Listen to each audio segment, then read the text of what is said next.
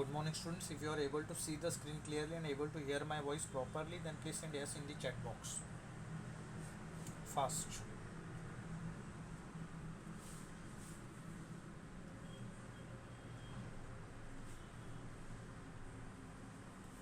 Only two people are able to hear me.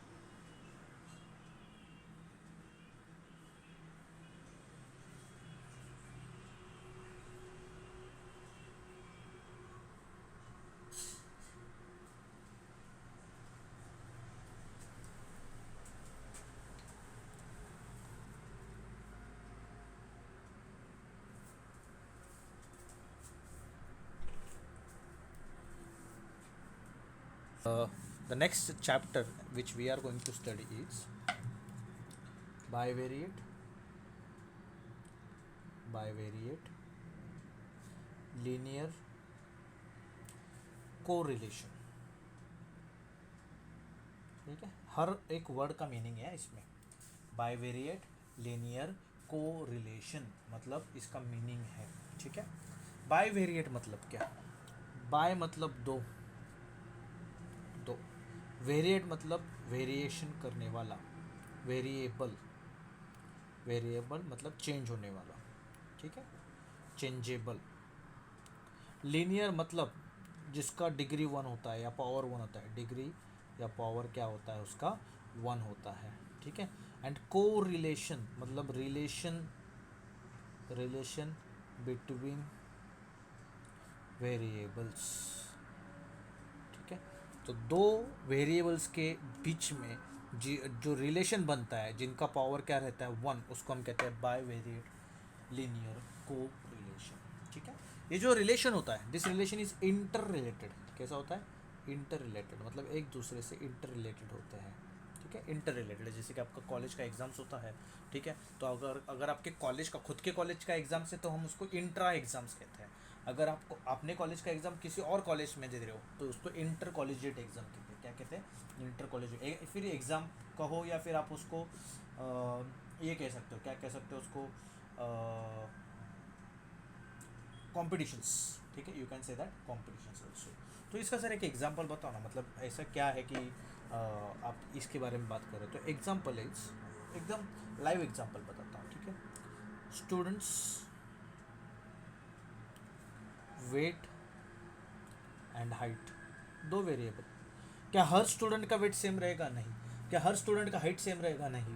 दो, सबका क्या रहेगा? अलग अलग. तो इनके बीच में जो रिलेशन हम बनाएंगे वो रहेगा बाय मतलब ये दो, वेरिएट मतलब ये चेंज होने वाले, लीनियर मतलब इनका पावर कभी भी वन के अलावा आएगा नहीं, को रिलेशन मतलब जो रिलेशन हम बनाएंगे वो.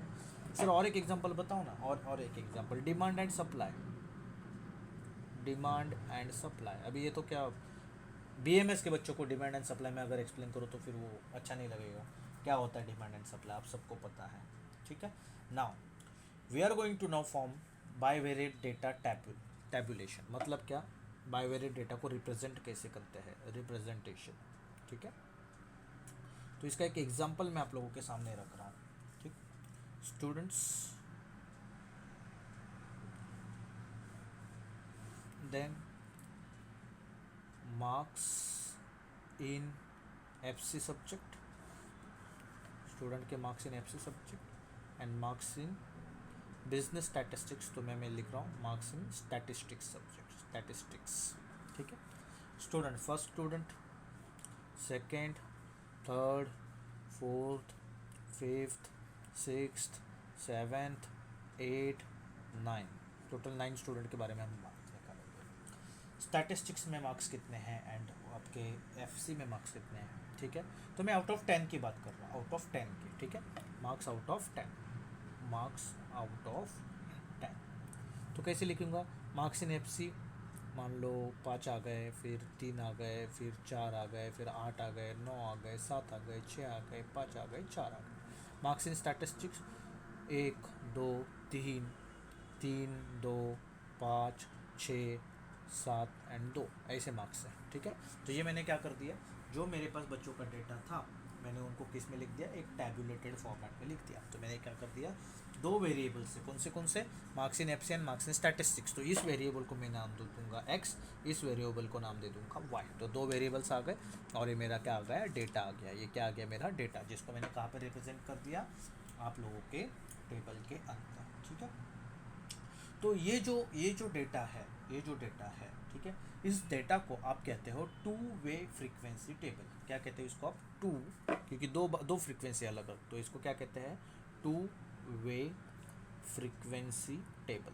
क्या कहते हैं, टू वे फ्रीक्वेंसी टेबल, क्योंकि यहाँ पे दो फ्रीक्वेंसीज आएंगी। कितनी फ्रीक्वेंसी आएंगी, दो, क्योंकि वेरिएबल्स भी कितने हैं, दो है, तो यहाँ पे फ्रीक्वेंसीज भी कितनी आती है, दो आती है। ठीक है, तो अगर मुझे इस टेबल को इस टू वे फ्रीक्वेंसी टेबल में कन्वर्ट करना है, ठीक है, तो मुझे मार्क्स देखना है। क्या देखना है, मुझे मार्क्स देखना है। तो बच्चों के मार्क्स में देखता हूँ, सबसे कम है स्टैटिस्टिक्स में, कितने कम है, सबसे कम है 0 2 नो 4 5 6 है।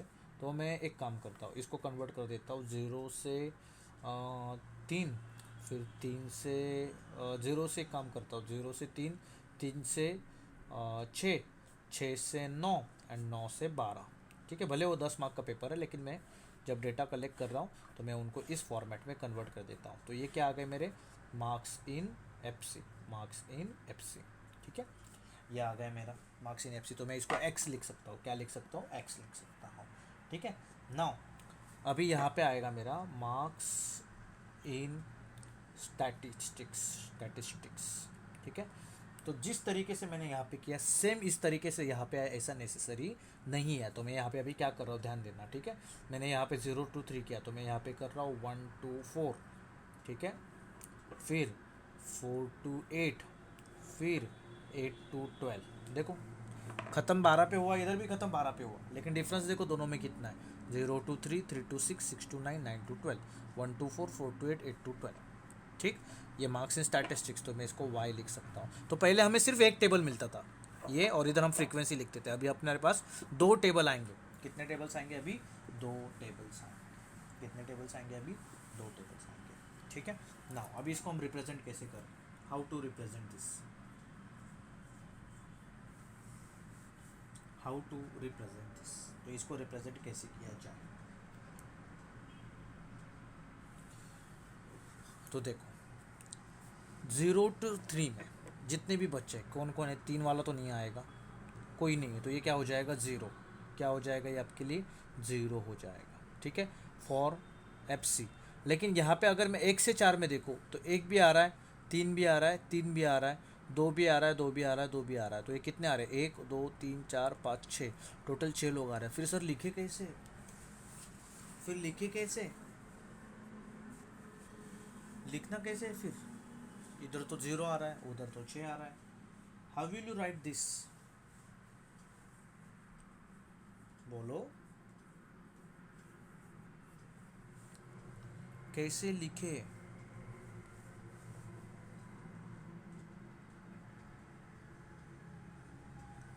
तो मैं यहाँ पे वो लोगों को लिखूँगा जिनका स्कोर एफसी में 0 से 3 है एंड स्टैटिस्टिक्स में 1 से 4 है। ठीक है, मतलब कौन, देखो इसका स्कोर कितना है, 1 है। ठीक है, स्टैटिस्टिक्स में 1 है। ठीक, और इसका स्कोर एफसी में कितना है, 5। तो एफसी में 5 मतलब इधर आएगा, और स्टैटिस्टिक्स में 1 से 4 है, मतलब वो इधर जाएगा। तो ये पे एक बंदा आ गया, 5 है एफसी में तो इधर आ गया। स्टैटिस्टिक्स में कितना, 1 है, तो वो फर्स्ट कॉलम में आएगा। नेक्स्ट इसका स्कोर कितना है, 2, मतलब वो इधर ही आएगा। लेकिन एफसी में कितना है, 3, तो वो इधर ही आएगा। चलो 2 लोग हो गए। इसका कितना है, 3 स्कोर है, तो इधर ही 3 है, मतलब यही लाइन में आएगा। एंड एफसी में कितना है, 4, तो वो इधर ही आने वाला है। ठीक है, ना इसका स्कोर कितना है, 3, लेकिन एफसी में कितना है, 8, 8 किधर आएगा, इधर, तो ये फर्स्ट लाइन में आ गया। नेक्स्ट इसका स्कोर कितना है, 2, मतलब यही लाइन आएगा मैथ्स स्टैटिस्टिक्स में। एंड मैथ्स में एफसी में कितना है, 9, तो ये इधर आएगा। 9 से 12 मतलब 9 इंक्लूड होगा, 6 से 9 मतलब 9 इंक्लूड होता नहीं। नेक्स्ट इसका स्कोर 5 है, तो 1 से 4 में 5 नहीं आता, 4 से 8 में आता है, और इसका स्कोर कितना है 7, तो इसमें 5 वाला स्कोर एंड 7, 7 कहाँ पे आएगा यहाँ पे, ठीक। नेक्स्ट इसका स्कोर 6 है, 6 किधर आएगा, इधर ही आएगा, और 6 ऊपर नहीं जाएगा, नीचे वाले में आएगा, नीचे भी 6 ऊपर भी 6। नेक्स्ट 8 वाले में 7 स्कोर किधर आएगा, इधर, और नीचे में कितना, ऊपर में कितना है 5, तो 7 और 5 इधर आएगा, ठीक। और फिर बाद में 2, 2 मतलब इधर आएगा, और ऊपर 4 है मतलब इधर जाएगा, ठीक है। तो यहाँ पे क्या आएगा, कोई भी नहीं, डैश डैश डैश। यहाँ पे कितने लोग हैं, 1, यहाँ पे कितने हैं 2, यहाँ पे कोई नहीं, डैश, यहाँ पे कितने 1, यहाँ पे कितने 1, यहाँ पे कितने 1 2 3 4, ठीक है। अभी टोटल करो, इधर क्या आएगा टोटल 0 0, इधर आएगा 4 और 1 5, इधर आएगा 1 और 2 3, ठीक है, और इधर आएगा सिर्फ 1, ये सब क्या रहेंगे, डैश रहेंगे, ओके। 9, अभी इसका एडिशन करो, 5 और 3 8 और 1 9, ठीक। यहाँ पे देखो इधर एडिशन कितना आएगा, 4 और 1 5 और 1 6, इधर देखो 2 और 1 3, इधर कुछ भी नहीं मतलब 0 0, तो 6 और 3 कितना आ रहा है 9, तो ये टोटल क्या होना चाहिए, कैरी सेम आना चाहिए, टोटल क्या आना चाहिए, सेम आना चाहिए। मैंने कैसे बताया, स्टैटिस्टिक्स में 1 मार्क्स है, तो ये स्टैटिस्टिक के मार्क्स है, 1 कहाँ पे आएगा, इधर। एफसी में कितना है 5, 5 किधर आएगा, फर्स्ट में नहीं आएगा, सेकंड में आएगा, तो इनका कॉम्बिनेशन कहाँ आ रहा है, यहाँ पे, तो मैंने यहाँ पे मार्किंग किया। समझा तो यस, नहीं समझा तो नो, जल्दी।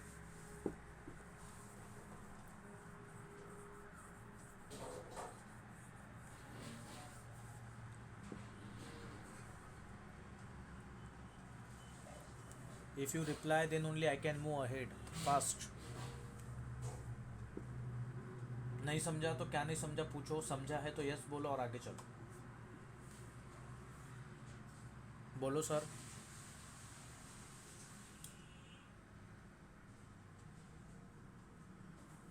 क्या नहीं समझा, मार्क्स एंड स्टैटिस्टिक्स वाला मतलब क्या नहीं समझा आपको एग्जैक्टली exactly?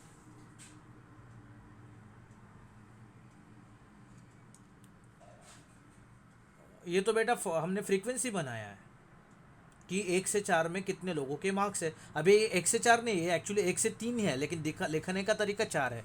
फिर ये 4 से 8 नहीं, 4 से 7 है, फिर ये 7, ये 4 से 7 हो गया, फिर ये हो जाएगा 8 से 11, लेकिन ये लास्ट क्लास होने के कारण इसमें 12 भी इंक्लूडेड होता है।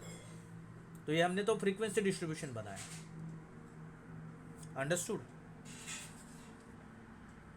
समझे या नहीं समझे? तो वो तो कम से कम कौन सा वैल्यू है, 1 है, इसके लिए मैंने 1 से 4 बनाया। आप 1 2 3 भी बना सकते थे, 1 से 3 में भी कन्वर्ट कर सकते थे। अंडरस्टूड? तो ये मैंने रॉ डेटा ले लिया। ये कौन सा है, अनग्रुप्ड डेटा। ये कौन सा है, अनग्रुप्ड डेटा। और ये कौन सा है आपका, जो अभी मैंने ये टेबल बनाया, इट इज़ ग्रुप्ड डेटा। कौन सा है, ग्रुप डेटा है, ठीक है ना। अभी it is just a representation, ये आपके एग्जाम के लिए ज़्यादा इंपॉर्टेंट पार्ट नहीं, ठीक है। नेक्स्ट जो चीज़ है, अभी आपको एक पता होना चाहिए कि order pair is important. Order pair मतलब इसमें ऑर्डर सेम रहेगा, एक्स कॉमा वाई, चेंज करने का नहीं। जैसे कि marks in FC comma marks in statistics, stat, ठीक है। तो अभी एक स्टूडेंट का एग्जांपल लेते हैं। इसका एफसी में कितना है 5 एंड स्टैट्स में कितना 1, तो इसको मैं लिखूँगा 5,1, ठीक है। ये फर्स्ट स्टूडेंट का मार्क्स है, तो 5,1। अगर सेकेंड स्टूडेंट का लिखना है तो मैं लिखूँगा, पहले क्या आएगा 3, बाद में आएगा 2, 3,2। तो ये मैंने जो लिखा, ये मुझे क्लियरली बता रहा है कि ये फर्स्ट एफसी का मार्क्स है, ये स्टैट्स का मार्क्स है। अगर मैं इसकी जगह 1,5 लिखता हूँ फर्स्ट स्टूडेंट को, ठीक है, तो ये बता रहा है कि 1 एफसी में है, स्टैट में कितना है 5, जो कि क्या है, गलत। तो ऑर्डर पेयर क्यों, क्योंकि यहाँ पे ऑर्डर इंपॉर्टेंट होता है। ऑर्डर इज इम्पॉर्टेंट, ठीक है, यहाँ पे याद रखना, ऑर्डर हमेशा क्या रहेगा, इंपॉर्टेंट रहेगा, ठीक। तो मैंने आप लोगों को ग्रुप के डेटा के बारे में बताया, मैंने आप लोगों को किसके बारे में बताया, I told you about order pair, ठीक। Now we are moving towards the correlation word. Now we are moving towards the correlation word, ठीक है। correlation ये आप लोगों ने बहुत बार पढ़ा, लेकिन और एक बार पढ़ रहे हैं। अगर you have order pair है आपके पास x, y, ठीक है, और ये ऑर्डर पेयर में x का वैल्यू चेंज होता है, x वैल्यू चेंजेस, तो बाय सम लॉजिक, ठीक है, ये जो वैल्यू चेंज होगा, it changes value of y। x का वैल्यू चेंज होता है तो ये वैल्यू चेंज कर देता है किसका, y का भी। इसके लिए ये दोनों में क्या चल रहा है, रिलेशन जनरेट हो रहा है। क्या जनरेट हो रहा है, रिलेशन। एंड इसी को हम कहते हैं को रिलेशन, क्योंकि ये दो लोगों के बीच में होने वाला रिलेशन है। ठीक है, तो the relation between any two variables, correlation का मतलब क्या, और relation between any two variables is called as the correlation. ठीक है, सिंपल, समझा तो यस, नहीं समझा तो no.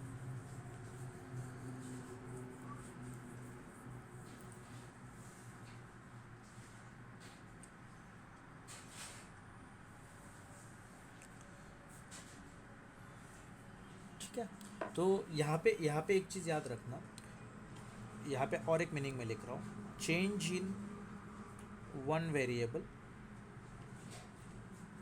Affects another variable.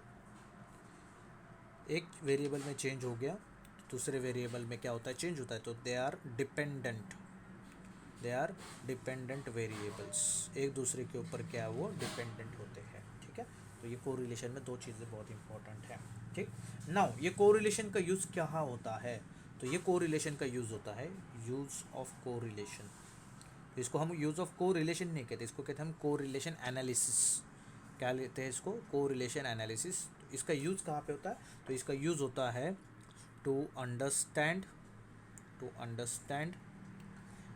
Behaviour of the variables. Sir example के साथ बताओ ना। ठीक है, मुंबई का एनवायरनमेंट ले लो, मुंबई।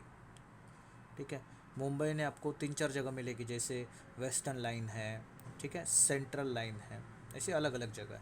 तो अभी हम यहाँ पे क्या निकालेंगे, टेम्परेचर निकालेंगे। टेम्परेचर वेस्टर्न लाइन का 13 डिग्री, सेंट्रल लाइन का 12 डिग्री।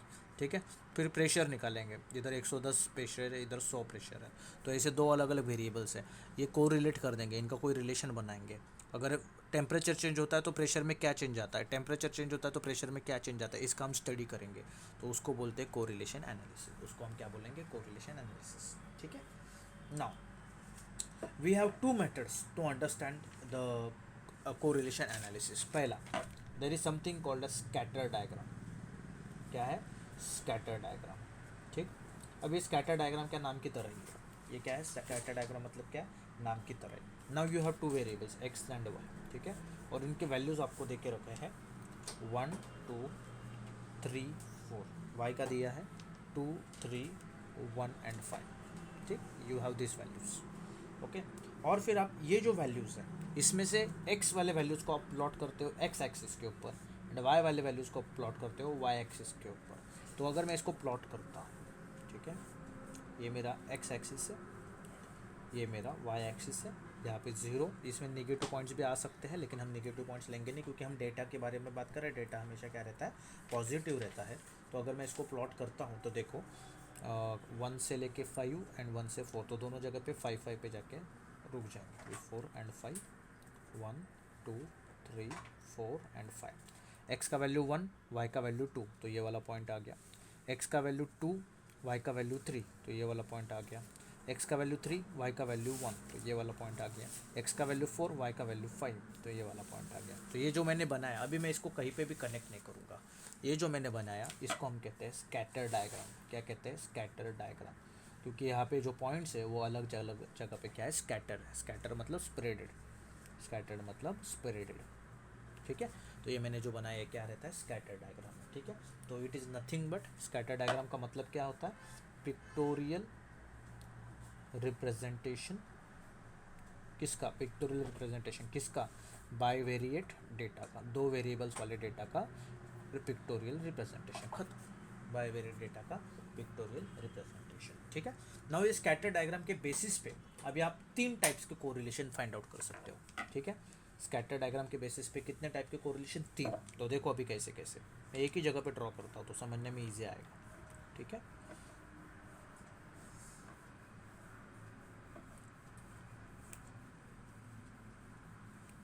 पहला वाला, ठीक है, पहला वाला ध्यान देना, ऐसा। ठीक है, दूसरा वाला ऐसा, एंड तीसरा वाला ऐसा। ठीक है, अगर आपके जो स्कैटर डायग्राम है अगर वो नीचे से ऊपर की ओर जा रहा है, इंक्रीजिंग है, ठीक है, कैसा है, इंक्रीजिंग है, ठीक है, तो उसको हम कहते हैं पॉजिटिव कोरिलेशन। क्या कहते हैं, पॉजिटिव कोरिलेशन, ठीक है। अगर वो डिक्रीजिंग दिख रहा है तो उसको हम कहेंगे निगेटिव कोरिलेशन, ठीक। और अगर वो एक जगह पे रुक गया तो उसको हम कहेंगे नो कोरिलेशन, कोई भी कोरिलेशन अपने पास अवेलेबल नहीं है। अभी पॉजिटिव कोरिलेशन का दूसरा नाम है डायरेक्ट कोरिलेशन। क्या नाम है, डायरेक्ट कोरिलेशन। नेगेटिव का दूसरा नाम है इनवर्स कोरिलेशन। क्या नाम है, इनवर्स कोरिलेशन।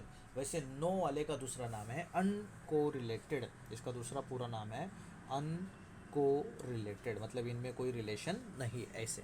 अभी जो पॉजिटिव कोरिलेशन है उसका मतलब क्या, x अगर इंक्रीज होगा तो y भी इंक्रीज होगा, इसके लिए उसका नाम है डायरेक्ट। x इंक्रीज तो डायरेक्टली y इंक्रीज। निगेटिव का मतलब क्या होता है, अगर x इंक्रीज होगा तो y होगा डिक्रीज, इसके लिए इनवर्स, एक दूसरे के उल्टा, इसके लिए इनवर्स, ठीक है। एंड अनकोरिलेटेड मतलब इनमें किसी भी तरीके का रिलेशन देखने को मिलने वाला नहीं है, ठीक है। तो इसको हम क्या कह सकते हैं, अगर x इंक्रीज होगा तो there is no impact on y, तो y क्या रहेगा, कांस्टेंट, y क्या रहेगा, कांस्टेंट, ठीक है, y विल बी कांस्टेंट, तो y will not get change. तो इसको पॉजिटिव, नेगेटिव या नो कोरिलेशन या फिर डायरेक्ट, इनवर्स या फिर अनकोरिलेटेड भी हम कहते हैं। एग्जाम पॉइंट ऑफ व्यू से बहुत इंपॉर्टेंट है, नाम बहुत इंपॉर्टेंट है, ठीक है। तो समझा होगा तो यस, नहीं समझा तो नो।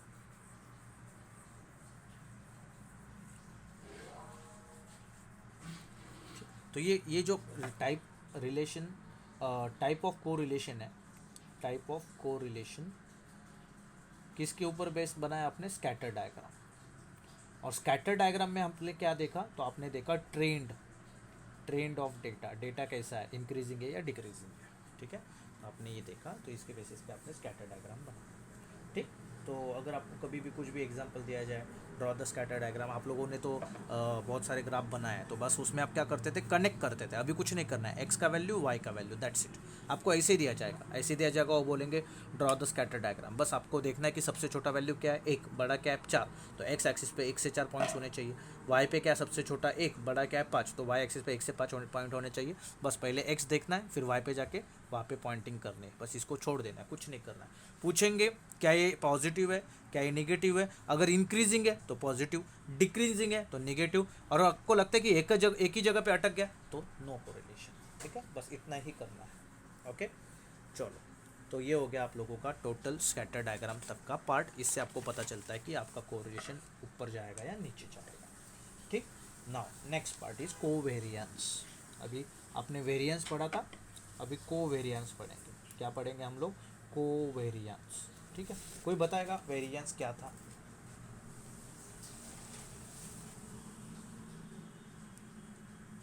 वेरिएंस क्या था, कोई बताएगा।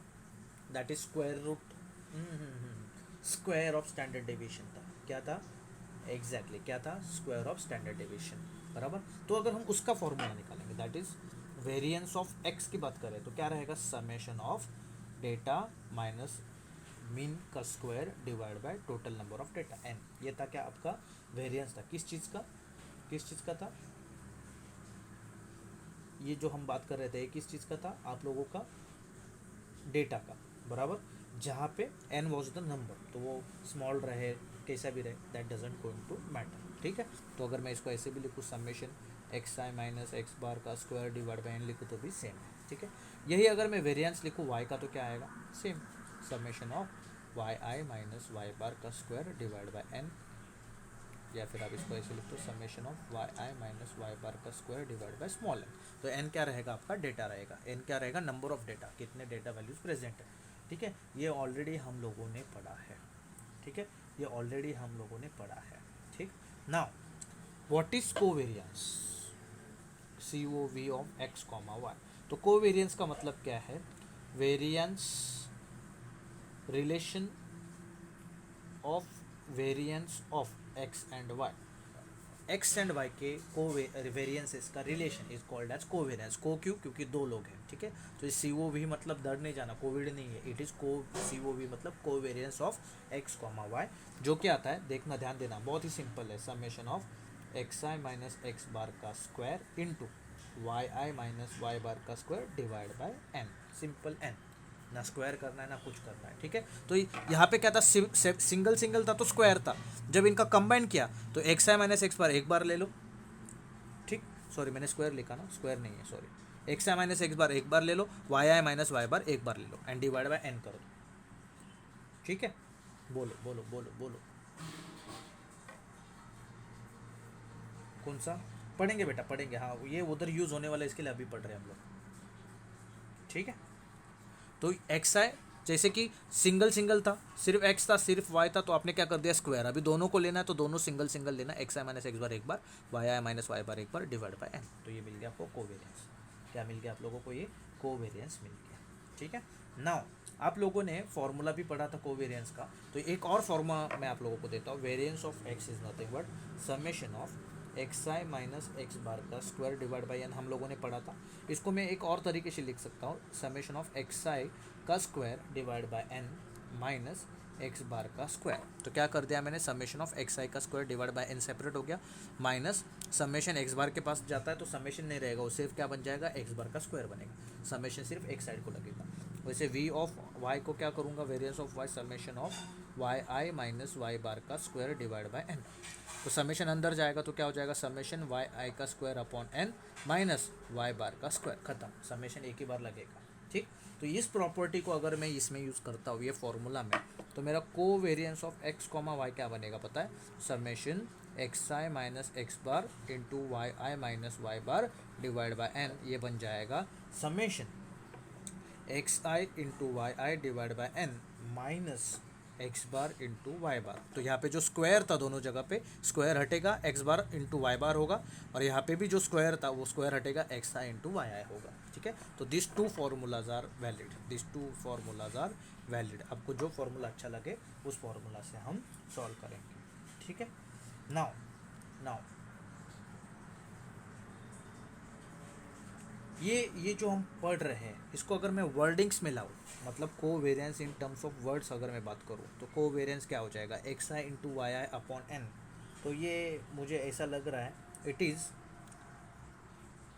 मीन ऑफ, मीन मतलब क्या, दो वैल्यूज़ है ना तो उनका मल्टीप्लिकेशन हुआ और उनका समेशन हो रहा है, तो मीन ऑफ, मीन क्यों, क्योंकि डिवाइड बाय एन है, ऑफ प्रोडक्ट ऑफ वेरिएबल्स, जो x इंटू वाई वाले टर्म से उनके प्रोडक्ट का एडिशन होगा, डिवाइड बाय n हो रहा है, मतलब mean of product of variables minus product of means of variables, जो वेरिएबल है उनके मीन का प्रोडक्ट है, ठीक है। तो ये वर्ड्स में अगर मैं लिखता हूँ तो ऐसे में लिख सकता हूँ, ठीक है। तो अभी तक हम कहाँ पे पहुँचे, कोवेरियंस हमने पढ़ा, क्या होता है, ये कोवेरियंस होता है, ठीक है। इंपॉर्टेंट क्या क्या मैंने ये ड्रॉ कर दिया, ठीक है, ये टिक मार्क किया, ये ज़्यादा इंपॉर्टेंट है, ठीक।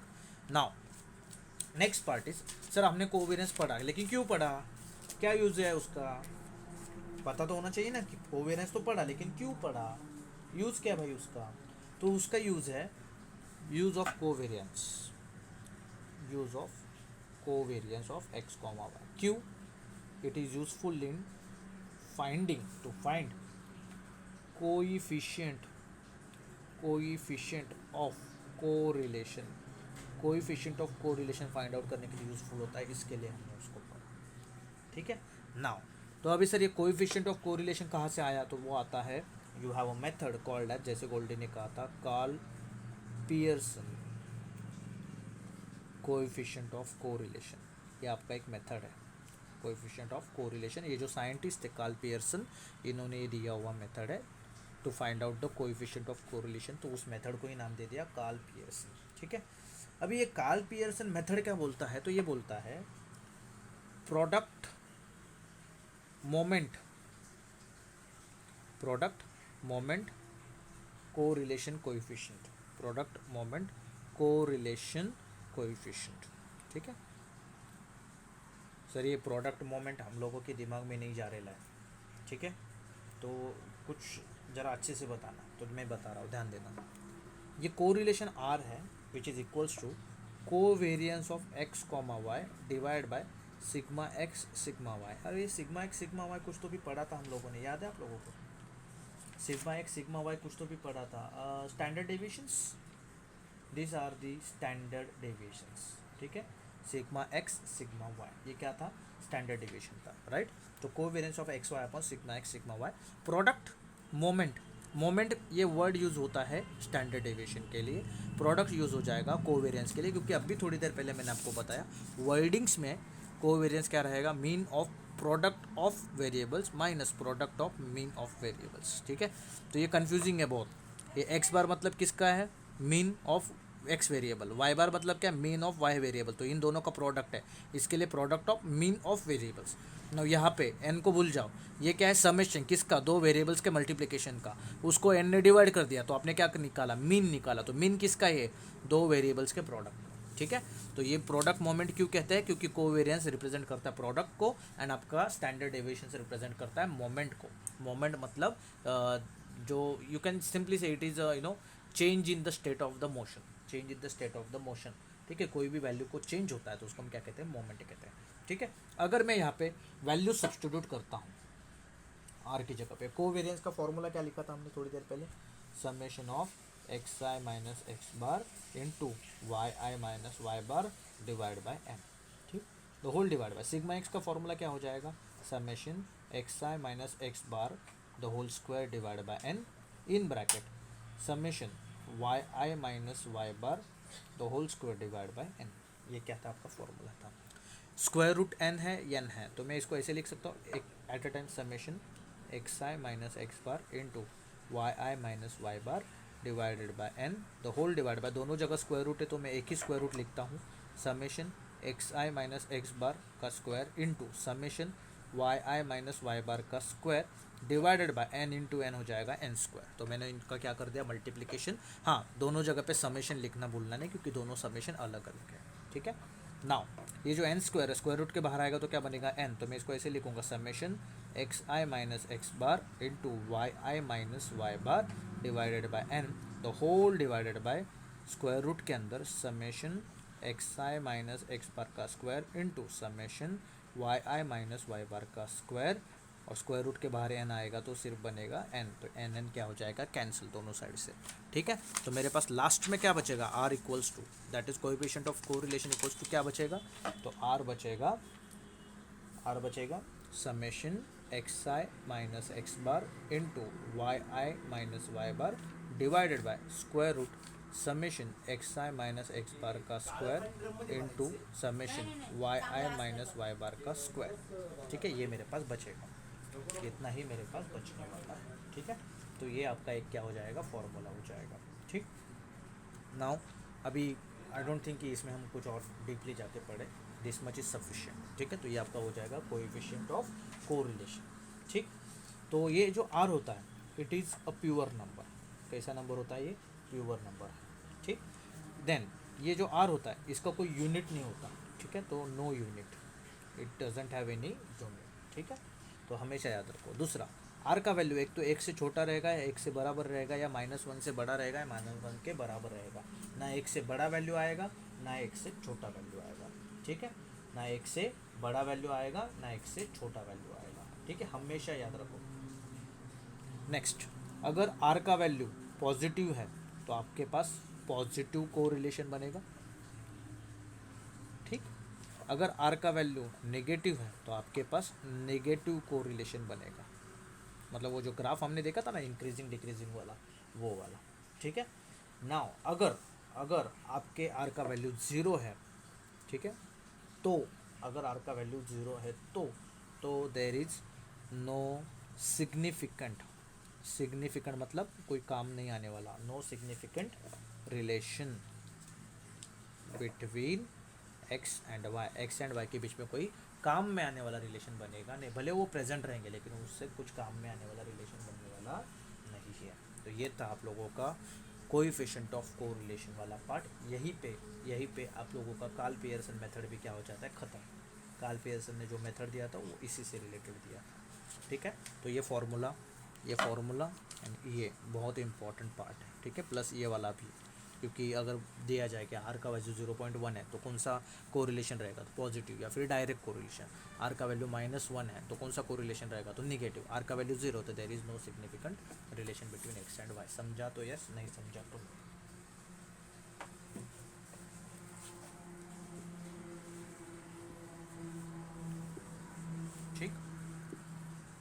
Now we are going to solve some questions related to this part. कुछ क्वेश्चंस हम अभी सॉल्व करेंगे.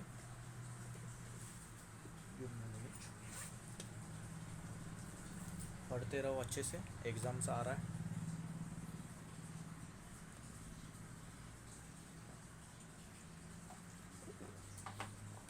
कल अपना सिलेबस हो जाएगा. ठीक है, कल अगर अपने को ऑफिशियली 7:30 से 12 के बीच में अगर लेक्चर मिलते हैं, ठीक. अदरवाइज हम 12 बजे के बाद अगेन, आज जैसा 1.5 घंटे का लेक्चर अरेंज किया वैसे कल भी 1.5 घंटे का लेक्चर अरेंज करके सिलेबस को हम कवर अप करेंगे अच्छे से. ठीक. नाउ क्वेश्चन, एक सिंपल क्वेश्चन आता है. Ungroup data.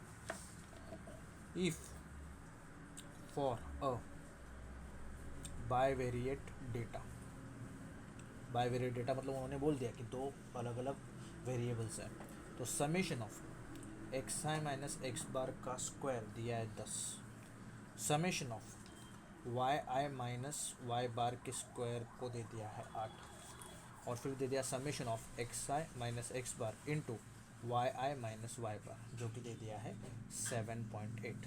ठीक है, 7.8. फिर बोल रहे find the Karl Pearson's coefficient of correlation. ठीक है, आपको coefficient of correlation find out करना है, तो आप सबको पता है. ठीक है, एक ही फॉर्मूला है, R is equals to summation X I minus X bar into Y I minus Y bar the whole divided by square root के अंदर summation X I minus X bar का square into summation Y I minus Y bar का square. हाँ sir, अगर square root दोनों को separate लिखे तो भी चलेगा, कोई दिक्कत नहीं है. वैल्यूज़ को सब्स्टिट्यूट करो. Summation of X I minus X bar into Y I minus Y bar कितना है 7.8 डिवाइडेड बाय स्क्वायर रूट के अंदर summation X I minus X bar का स्क्वायर कितना है 10 into summation of Y I minus Y bar का square कितना है 8.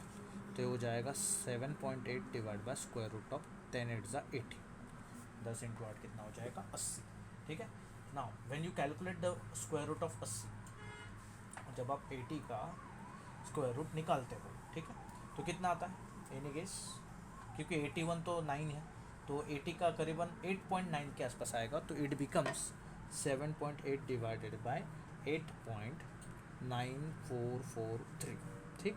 और जब मैं 7.8 को डिवाइड करता हूँ 8.9443 से, ठीक है, तो मुझे आंसर मिलता है 0.872.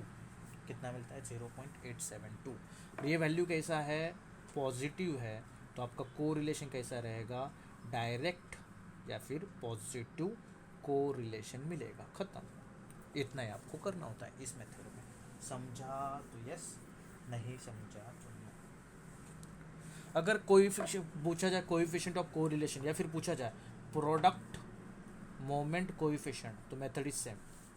प्रोडक्ट मोमेंट कोएफिशिएंट मतलब उनको यही पूछना है coefficient of correlation. Product moment coefficient भी पूछे, आपको पूछे कोएफिशिएंट ऑफ कोरिलेशन, तो दोनों का मतलब क्या होता है, सेम होता है. ठीक है, आपको कोई और वैल्यू निकालने की ज़रूरत नहीं. ठीक, इतना ही आप कैलकुलेट करो, you will get the answer. ठीक है.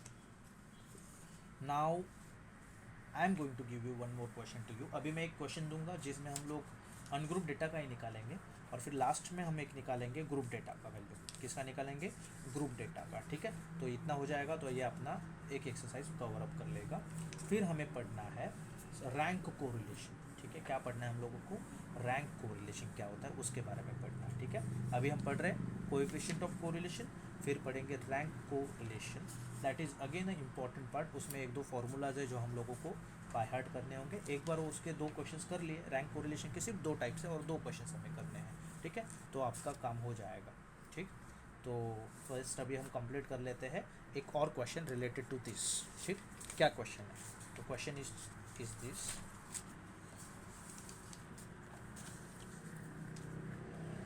Question 2, just a second. It is n is equals to 10, summation of x equals to 25, summation of y equals to 47. ठीक है, ये आपको देख के रखा है. फिर दिया है summation of X Y which is equals to 93, फिर दिया है समेशन ऑफ एक्स स्क्वायर जो कि है 85, और फिर दिया है समेशन ऑफ वाई स्क्वायर जो कि दिया है 251। ठीक है, ये आप लोगों को उन्होंने देकर रखा है। और फिर आप लोगों को निकालना है, you have to find coefficient of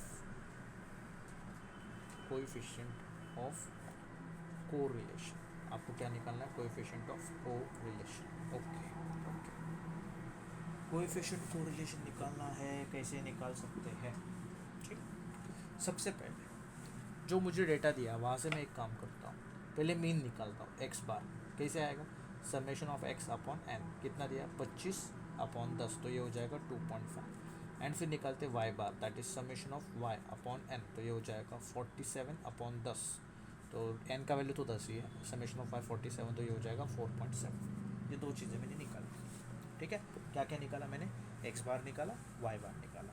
ठीक है, अभी मैं निकालता हूँ समेशन ऑफ, अभी मैं निकाल रहा हूँ summation of X Y divide by N, that is 93 upon 10, तो ये हो जाएगा 9.3। ठीक है, तो ये एक चीज़ मैंने निकाली। अभी मैं निकालता हूँ summation of X square upon N, तो ये आएगा 85 अपॉन 10, तो ये हो जाएगा 8.5।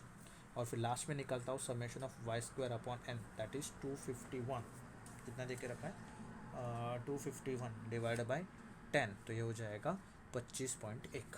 ये भी मैंने निकाल के रखा। ठीक है, अभी मैं फॉर्मूला यूज़ करता हूँ, कौन सा देखो? आर का फॉर्मूला इज, आपने क्या लिखा था? Covariance of X Y, X comma Y divided by sigma X into sigma Y. ठीक है, फॉर्मूला देखो, कोवेरिएंस ऑफ एक्स वाई का हमने एक और फॉर्मूला पढ़ा था। कौन सा फॉर्मूला पढ़ा था? ये वाला, summation of X I Y Y upon N. तो मैं ये वाला फॉर्मूला यूज़ करता हूँ, summation of X Y upon N minus X bar into Y bar, तो whole divided by, now sigma X sigma Y. Sigma X sigma Y का formula क्या होता है? सिग्मा एक्स का फॉर्मूला होता है, मैं यहाँ पे लिख रहा हूँ, square root of summation X I minus X bar का स्क्वायर अपॉन एन। ये होता है फॉर्मूला किसका? सिग्मा एक्स का।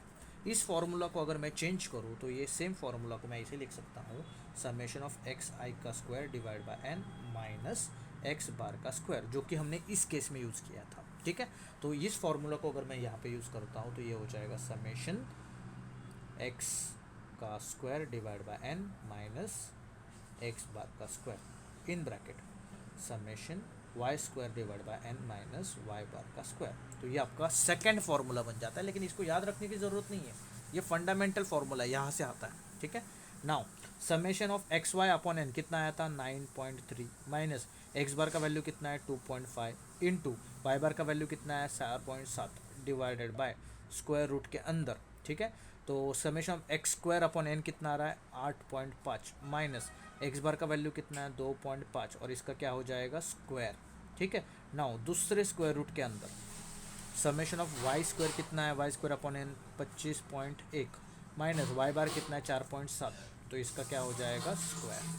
ठीक है, ये आपको वैल्यूज डालना होगा। तो अभी मैं इनको सिंप्लीफाई करता हूँ, 9.3 माइनस 2.5 इंटू 4.7 कितना आएगा? 2.5 इंटू 4.7, 2.5 इंटू 4.7, तो it becomes 11.75 divided by square root के अंदर 8.5 माइनस 2.5 कितना हो जाएगा? 6.25। ठीक है, स्क्वायर रूट के अंदर 25.1 माइनस 4.7 का स्क्वायर, 4.7 इंटू 4.7, तो ये होता है 22.09। ठीक है, अभी मैं इनको सब्ट्रैक्ट करता हूँ, दैट इज़ 9.3 माइनस 11.75, 9.3 माइनस 11.75, जो कि आएगा माइनस 2.45। कितना आएगा? Minus 2.45 divide by square root के अंदर 8.5 में से सब्ट्रैक्ट होगा 6.25, तो ये देगा आपको 2.25। कितना देगा ये आपको? 2.25। दूसरा वाला सब्ट्रैक्शन क्या रहेगा? 25.1 में से हम सब्ट्रैक्ट करेंगे 22.09, तो ये देगा मुझे आंसर 3.08। कितना आंसर देगा? 3.08। ठीक है, नाउ जब मैं इनको सॉल्व करूँगा, माइनस 2.45 स्क्वायर रूट निकालूंगा, 2.25 का स्क्वायर रूट कितना आएगा? 2.25 का स्क्वायर रूट 1.5, यस 1.5 इंटू 3.01 का स्क्वायर रूट 1.7349, ठीक है। नाउ इसको सॉल्व करेंगे, -2.45 डिवाइडेड बाय 1.7349 इंटू 1.5, तो ये मुझे आंसर देगा 2.60235। नाउ नाउ नेक्स्ट पार्ट, 2.45 को डिवाइड करेंगे 2.60235 से, तो ये मुझे आंसर दे रहा है माइनस वाला -0.9414, ठीक है, 9414 एंड समथिंग। तो ये मुझे आंसर क्या दे दिया, कोरिलेशन का नेगेटिव आंसर दे दिया। क्या आंसर दे दिया मुझे, कोरिलेशन का नेगेटिव आंसर दे दिया, ठीक है। Now you tell me, correlation का ये आंसर दे रहा है नेगेटिव 0.9414 में, तो ये मेरा कौन सा कोरिलेशन रहेगा, नेगेटिव या इनवर्स कोरिलेशन, ठीक है, नेगेटिव या इनवर्स कोरिलेशन, ठीक है। तो फॉर्मूला बस आपको डेटा क्या दिया उस अकॉर्डिंग फॉर्मूला, दो ही फॉर्मूला, एक तो ये फॉर्मूला या फिर ये फॉर्मूला, ठीक है, दो ही फॉर्मूला है, ठीक है। ये दो फॉर्मूला से आप कोएफिशिएंट ऑफ कोरिलेशन निकाल सकते हो, ये दो ही फॉर्मूला यूज़ करके, तीसरा कोई फॉर्मूला होता नहीं, ठीक है। तो समझा होगा तो यस, नहीं समझा तो no।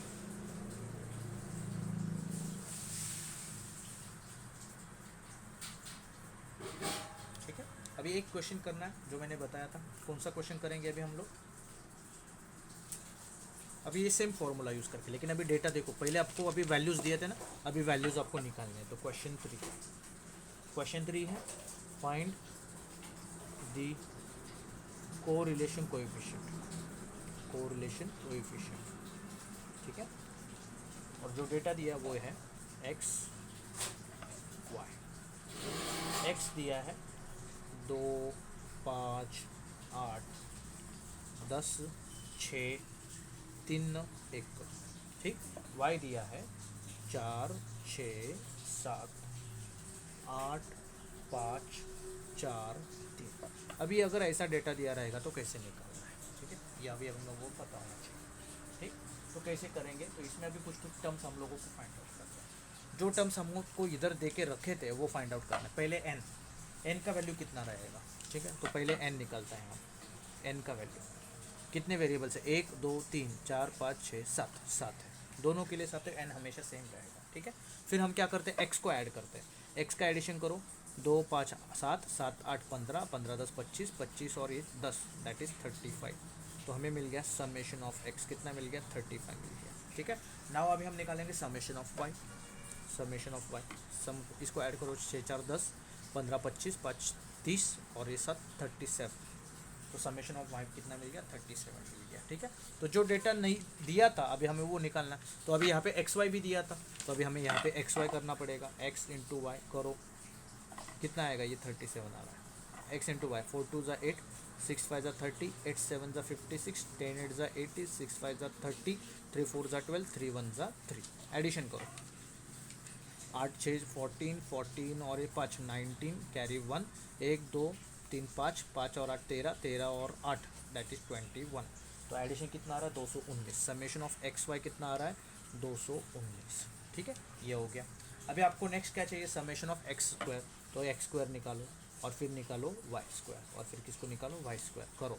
एक्स स्क्वायर 2 का स्क्वायर 4, 5 का स्क्वायर 25, 8 का 64, 10 का 100, 6 का 36, 3 का 9, 1 का 1, ऐड करो इनको, इनका जब एडिशन करोगे तो ये आएगा 239। फिर वाई स्क्वायर, वाई का स्क्वायर करो, 4 का स्क्वायर 16, 6 का 36, 7 का 49, 8 का 64, 5 का 25, 4 का 16, 3 का 9, और फिर इनको ऐड करो, तो इनको ऐड करोगे तो आएगा आपको 215। तो आपको क्या मिल गया, समेशन ऑफ एक्स स्क्वायर मिल गया 239 and summation of Y square मिल गया 215। फिर आगे क्या करना है, बस हर एक को डिवाइड बाय एन कर दो, 35 डिवाइड बाय एन कर दो, then summation of x divided by n, summation of y divided by n, summation x y divided by n, summation x square divided by n, summation y square divided by n, ये हमने किया था।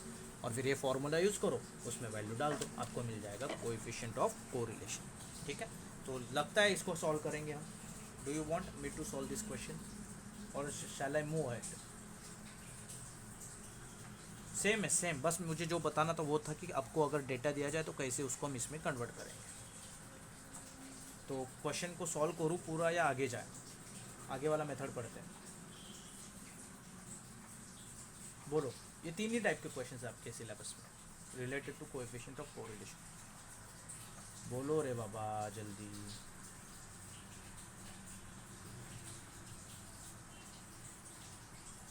बोलो।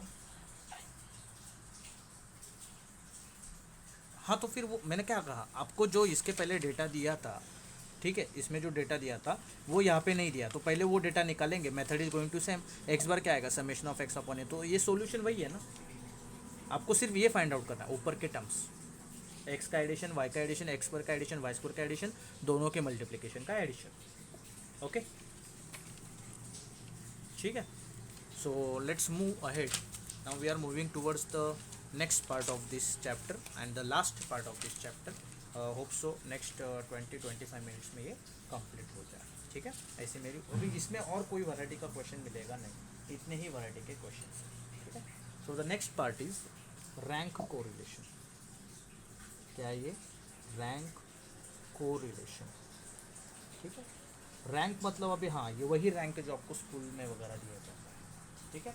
ये वही rank है जो आपको स्कूल में दिया जाता है ना। अभी कभी कभी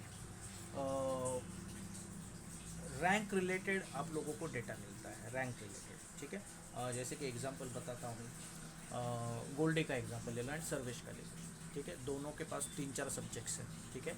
दोनों के पास क्या है, 3 से 4 सब्जेक्ट्स है, जैसे कि मैथ्स है, एफसी है, एनवायरनमेंट है, ऐसे 3-4 सब्जेक्ट्स हैं। और Sarvesh is the topper, Sarvesh is the topper, तो पहले हम उसके जितने भी सब्जेक्ट के मार्क्स हैं ना उनको प्रेफरेंस देंगे, ठीक है। उसके जितने भी सब्जेक्ट्स के मार्क्स हैं उनको क्या कर देंगे हम लोग, प्रेफरेंस, ठीक। और फिर Goldie is the second one, तो गोल्डी का रैंक कितना है 2, तो हम क्या करेंगे, गोल्डी को नेक्स्ट टाइम हम क्या दे देंगे, प्रेफरेंस दे देंगे, ठीक है। तो it is completely related to the rank, आप लोगों को रैंक देना ज़रूरी है, you have to give the rank, ठीक है। तो यहाँ पे you have to assign the rank, rank correlation में आपको क्या करना है, असाइन द रैंक, ठीक है। नाउ ये जो मेथड है ये किसने ढूंढा, तो ये जो जिन्होंने ढूंढा उनका नाम है स्पीयरमन।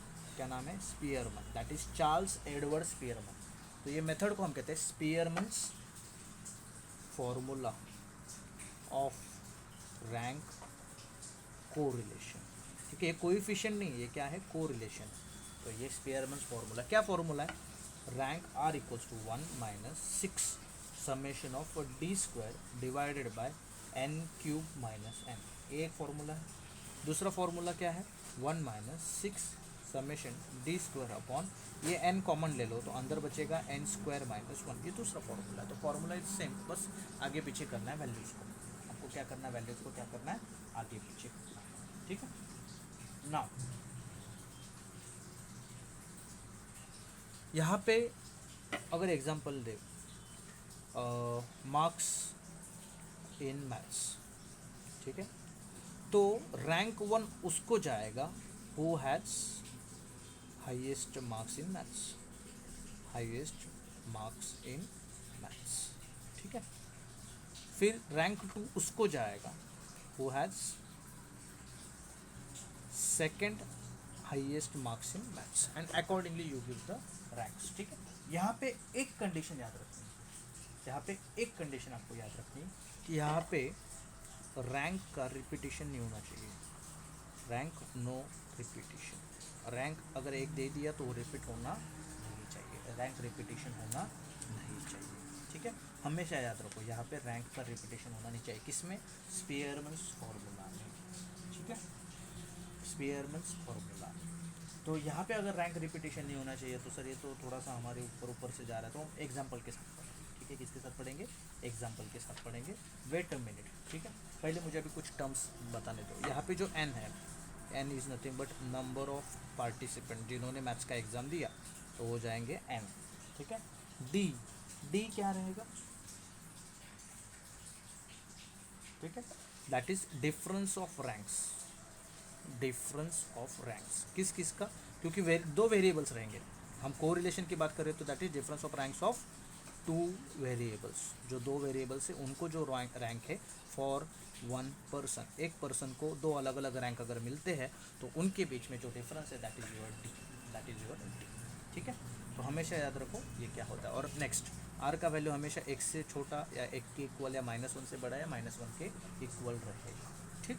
अगर आर का वैल्यू 1 या 1 के क्लोज है, क्लोज टू 1 है, क्लोज टू 1, तो इसको हम कहते हैं स्ट्रॉन्ग पॉजिटिव कोरिलेशन। क्या कहते हैं? Strong positive correlation. ठीक है। वही अगर आर का वैल्यू क्लोज टू -1 है तो हम इसको कहते हैं स्ट्रॉन्ग नेगेटिव कोरिलेशन। और अगर आर का वैल्यू 0 है तो इसको हम कहते हैं नो कोरिलेशन। सीधा क्या कहेंगे? No correlation. उनके बीच में कोई भी रिलेशन नहीं है। ये सेम चीज़ है जो हमने इसके पहले पढ़ी। ठीक है, ये सेम चीज़ है जो हमने इसके पहले पढ़ी थी। ठीक है, तो अभी मैं एक अच्छा एग्जांपल लेता हूँ। देखो हम उसमें रैंक कैसे कैलकुलेट करते हैं। ठीक है, उसमें हम क्या कैसे कैलकुलेट करते हैं, रैंक को कैसे कैलकुलेट करते हैं। ठीक है, so I am going to take this example. अभी जब एग्जांपल लूँगा तो अच्छे से समझेगा। फॉर्मूला तब तक आपके कुछ काम का नहीं, जब तक एग्जांपल पता नहीं तो फॉर्मूला आपके कुछ काम का नहीं है। ठीक है, कुछ लोग पूछेंगे सर ये पढ़ना क्यों है, ये पढ़ना क्यों है? क्योंकि जब तक हमने कोएफिशिएंट ऑफ कोरिलेशन निकाला सब नंबर्स के साथ खेल रहे थे। आप कलेक्टेड डेटा था उसके साथ खेल रहे थे। अभी जब आपको प्रेफरेंस देना है, आप लोगों को किसी को वैल्यू देना है, ठीक है, या फिर आप लोगों को देखना है कि दो अलग अलग एट्रीब्यूट्स के अंदर कैसा रिलेशन है, तो आपको रैंक पता होना चाहिए। ठीक है, now I am going to give the example. The example is this. Question is 10 girls, कितने गर्ल्स है? 10 girls participate for a beauty competition। ठीक है, their ranks for beauty and intelligence। आपने देखा होगा कि अभी जो एक मिस यूनिवर्स बनी, that is she is from India. ठीक है, नाम याद है किसी को? नाम नाम नाम नाम नाम मिस इंडिया जो अभी बनी है, मिस वर्ल्ड जो इंडियन है, बोलो।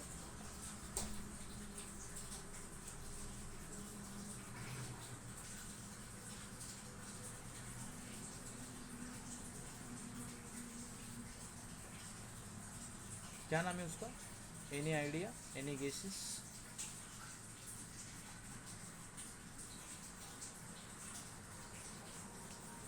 Harnath Sandhu, right? Yes yes, Sheikh Shimaila, yes, Harnath Sandhu, right. And वो जो हरनाथ सांधू है उनको सिर्फ ब्यूटी के ऊपर मार्क्स नहीं दिए गए, सिलेक्ट नहीं किया गया, उनके इंटेलिजेंस को भी देखा गया। ठीक है, तो ऐसे जो 10 गर्ल्स हैं, ठीक है, उनकी ranks of beauty and intelligence यहाँ पे दिया गया है।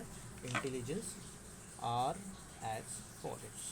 ठीक है, तो देखो क्या है, 1,7, 2,9, 3,2, 4,10, 5,1, 6,4, 7,8, 8,5, 9,3, 10,6। तो ये जो 10 लोग हैं इनके रैंक्स है, ब्यूटी में 1, इंटेलिजेंस में 7, ब्यूटी में 2, इंटेलिजेंस में 2। ऑर्डर पेयर है तो ऑर्डर चेंज करने का नहीं। और आपको बोला गया यूजिंग स्पीयरमैन्स फॉर्मूला, ठीक है, find their rank correlation coefficient. ठीक है, वर्ड इज़ वेरी इंपॉर्टेंट। अभी ये जो डेटा है उसको मैं अभी कैसे लिख रहा हूँ ध्यान देना। ठीक है, नाउ डेटा देखो, सॉल्व करने का तरीका, रैंक इन ब्यूटी। ठीक, तो यहाँ पे कोई भी मिसिंग भी नहीं होना चाहिए और रिपीट भी नहीं होना चाहिए, तो इसको मैं नाम दे देता हूँ R1। ठीक, तो ब्यूटी में जो रैंक है वो लिखता हूँ मैं फर्स्ट, ठीक है, फिर सेकंड, और ये तो सीक्वेंस में मेरे ख्याल से second, third, fourth, fifth, sixth, seventh, 8, 9 and 10। अगर ये सीक्वेंस में नहीं हो तो आपको जो सीक्वेंस है उसी को फॉलो करना है। ठीक है, now next is rank in intelligence, तो इसको मैं नंबर देता हूँ R2। ठीक है, तो ये जो है सीक्वेंस ही फॉलो करेंगे क्योंकि 1 के साथ 7 है तो इधर 1 के साथ 7 आएगा, 2 के साथ 9 है, 3 के साथ 2 है, 4 के साथ 10 है, 5 के साथ 1 है, 6 के साथ 4 है, 7 के साथ 8 है, फिर 8 के साथ 5 है, 9 के साथ 3 है और 10 के साथ 6 है।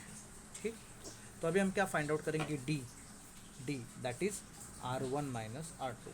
ठीक है, तो 1 में से 7 जाएगा -6, 2 में से 9 जाएगा -7, 3 में से 2 जाएगा 1, ठीक, 4 में से 10 जाएगा -6, 5 में से 1 जाएगा 4। सर इधर R2 माइनस R1 करके चलेगा नहीं, R1 माइनस R2 करो।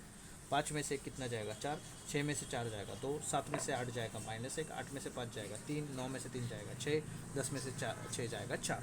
ठीक है, अभी हम क्या करेंगे, डी स्क्वायर निकालेंगे। क्या करेंगे, डी स्क्वायर। -6 रहे या +6 रहे, square is going to remain same. तो सर हम R2 माइनस R1 करेंगे, चलेगा ना। 1 माइनस 7 करेंगे तो -6 हो रहा है, तो स्क्वायर सेम ही आ रहा है। तो 7 माइनस 1 करके 6 करो तो भी क्या आएगा, स्क्वायर सेम ही आएगा। तो -6 का स्क्वायर कितना, 36, 49, 1, 36, 4 सॉरी 16, 4 का स्क्वायर 16, 2 का स्क्वायर 4, 1 का स्क्वायर 1, 3 का स्क्वायर 9, 6 का स्क्वायर 36, 4 का स्क्वायर 16। ठीक, इतना मैंने कर दिया। अभी ध्यान देना, अभी हमेशा एक चीज़ के ऊपर ध्यान देना, यानी n का वैल्यू कितना है इधर 10, क्योंकि 10 लोग हैं। मैं यहाँ पे जब समेशन ऑफ डी करूँ ना, ये हमेशा 0 आएगा, हमेशा करके देखो। समेशन डी हमेशा 0 आएगा। देखो -6 +6 0, -7 -6 -13 ठीक है। -13 में एक ऐड करो -12, -12 में से 4 जाएगा -8, -8 में से 2 जाएगा -6, -6 में से 3 जाएगा बराबर, नहीं कुछ तो भी गड़बड़ हो रही है। 4 6 3 -1 2 4 -6 1 -7 6, चलो करो -6 -7 -13 और -6 -19 -20, ये 20 आ रहा है। अब ये दूसरा 20 आ रहा है क्या, प्लस वाला देखो, 4 और 1 5 6 7, 7 और 3 10 और 6 16 और 4 20, 20 -20 0 होता है हमेशा। ठीक है, अभी मैं समेशन ऑफ डी स्क्वायर करूँगा और ये क्या होगा, 36 49, तो ये हो जाएगा मेरा 55, 55 में 30 ऐड करो 85, 36 16 4। ठीक है, तो इट इज़ करीबन 204 आएगा। करके देखो कितना आएगा, 204। ठीक, अभी मैं क्या यूज़ करूँगा, फॉर्मूला। क्या है formula, R is equals to 1 minus 6 summation D का square divide by n cube minus n। 1 minus 6 summation of D का स्क्वायर कितना आया, 204। ये अभी हमने निकाला, समेशन ऑफ डी स्क्वायर कितना आया, 204 डिवाइडेड बाय n का वैल्यू कितना है, 10। तो 10 का क्या होगा, क्यूब -10। 1 माइनस 6 4 ज़ा 24, 6 2 ज़ा 12 डिवाइड बाय 10 का क्यूब होता है 1000 -10। ठीक है, नाउ 1 माइनस 124 डिवाइड बाय 1000 -10 मतलब कितना, 990। 1 माइनस नाउ 120 1224 1224 डिवाइड बाय 990 करोगे तो you get 1.2363 and it goes down. ठीक है, एंड अगर इसमें से अगर मैं एक को सब्ट्रैक्ट करता हूँ तो मुझे मिलता है माइनस, क्योंकि बड़े का साइन नेगेटिव है, 0.2363 गोज। ठीक है, तो ये क्या मिल गया मुझे, मेरा रैंक कोरिलेशन। और ये नेगेटिव है तो मुझे पता चलता है, और नेगेटिव मतलब नियर टू 0 है, -0.2 है ना, ये एक के पास नहीं है, 0 के पास है, तो इट इज़, इसको हम क्या कहेंगे, क्या कहेंगे, इट इज़ ओनली कोरिलेटेड कहेंगे, क्योंकि स्ट्रांगली नेगेटिव नहीं कहेंगे, क्योंकि -1 के पास नहीं है, ये +1 के पास भी नहीं, तो पॉजिटिवली भी नहीं कहेंगे ना, तो ये 0 के पास है, तो इसको हम क्या कहेंगे, सिर्फ कोरिलेटेड है। क्या है ये, सिर्फ कोरिलेटेड है। ठीक है,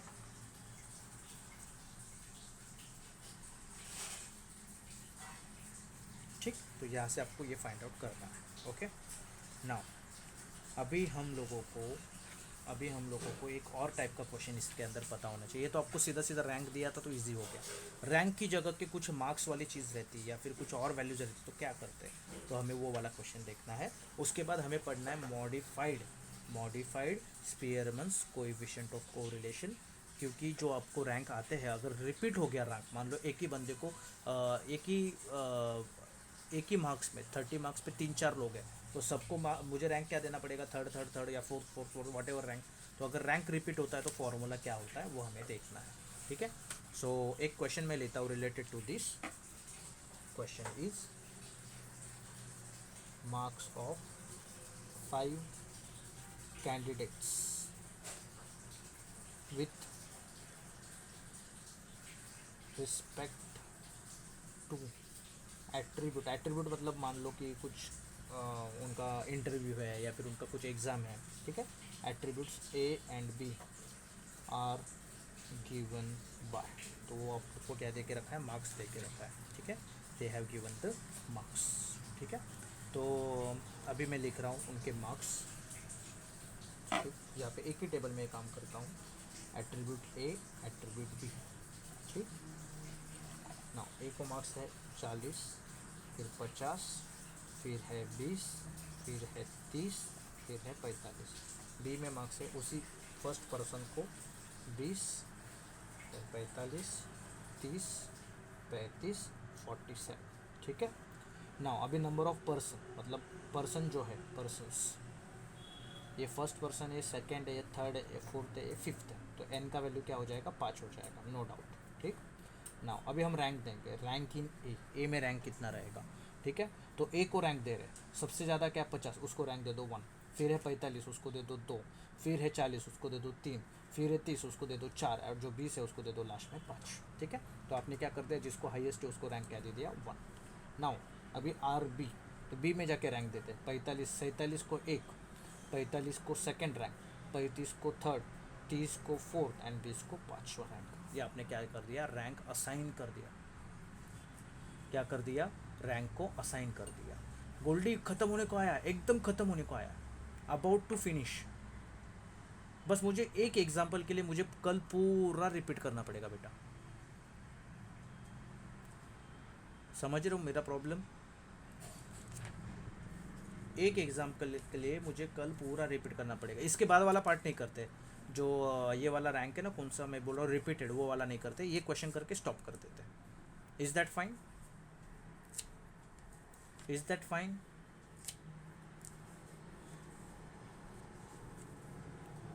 अरे इज दैट फाइन, रिप्लाई नहीं आ रहा है किसी का।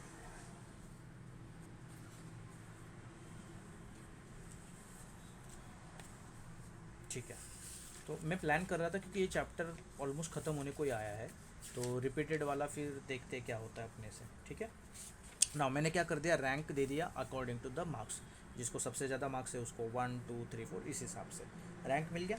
अभी रैंक आपके पास आ गया, तो आपको क्या करना है, अभी आपको क्या करना है, डी निकालना है। डी कैसे आएगा, R A minus R B, first में से सेकंड माइनस करो, 3 minus 5 minus 2, 1 minus 2 minus 1, 5 minus 4 1, 4 minus 3 1, 2 minus 1 minus 1। इनका समेशन करो, समेशन ऑफ डी कितना था, 0 आता है, -2 -1 -3 और ये -1 -4, और इनको अगर हम सब्ट्रैक्ट करेंगे तो 0 तो नहीं आ रहा, कुछ तो भी कर, हाँ 2 माइनस 1 +1 होता है, सॉरी 2 में से 1 जाएगा +1, तो 2 -2 और -1 -3 और ये 3, तो ये क्या आएगा, 0 आएगा। हमेशा 0 आना चाहिए, नहीं आता तो आपने कुछ गड़बड़ कर दी। फिर हम क्या करेंगे, डी स्क्वायर, -2 का स्क्वायर 4, 1 का स्क्वायर 1, 1 का स्क्वायर 1, 1 का स्क्वायर 1, 1 का स्क्वायर 1, तो इनका एडिशन कितना आएगा, 8 आएगा। तो ये क्या है, समेशन ऑफ डी स्क्वायर। बस अभी फॉर्मूला यूज़ करना है रैंक कोएफिशिएंट के लिए, कौन सा वाला, r = 1 - 6 summation D square upon n³ - n, ठीक है। 1 - 6 डी स्क्वायर का एडिशन कितना आ रहा था, 8 आ रहा था, डिवाइड बाय n का वैल्यू कितना था, 5, तो ये हो जाएगा 5 का क्यूब - 5, तो 1 - 6 8 ज़ा 48, डिवाइड बाय 5 का क्यूब कितना था, 125 - 5, तो 1 - 48, 125 - 5 मतलब 120। तो आप जब 48 डिवाइड बाय 120 करो तो यू गेट 0.4, ठीक है, 0.4 ही मिलेगा, यस। और एक में से 0.4 जाएगा तो 0.6 आता है, ठीक है। तो ये आ गया आपका आर का वैल्यू, खत्म। इतना ही तो करना था बस। रैंक असाइन कैसे करना है, सर मेरा नेट फिनिश हो गया है,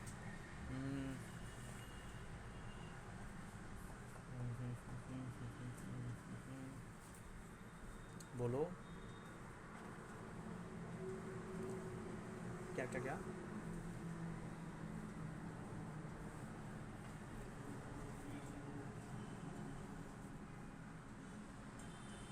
मतलब मुझे आप क्या बोल रहे हैं, मुझे कुछ भी नहीं समझा, आपका आवाज़ पूरा ब्रेक हो गया। हाँ हाँ, तो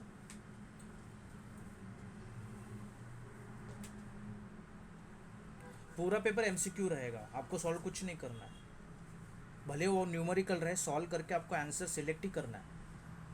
ऑप्शन सिलेक्ट करना है वहाँ पे, ठीक है। भाई आप लोगों का कल मॉक टेस्ट वगैरह होगा, ठीक है, उसमें आपको पता चलेगा कि कैसे पेपर आता है, ठीक है,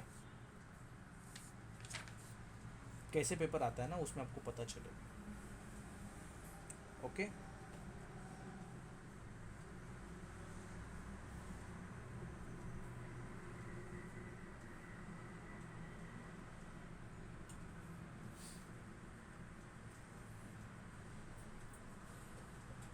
ओके फाइन।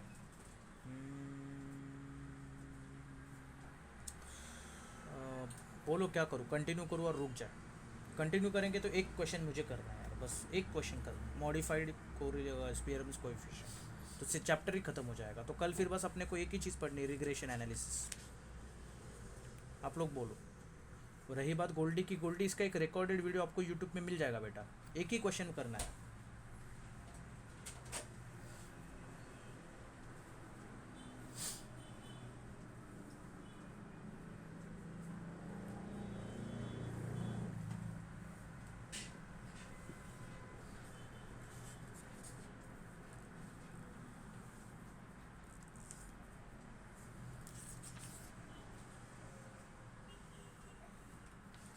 चलो सर्वेश ने परमिशन दे दिया है, ठीक है।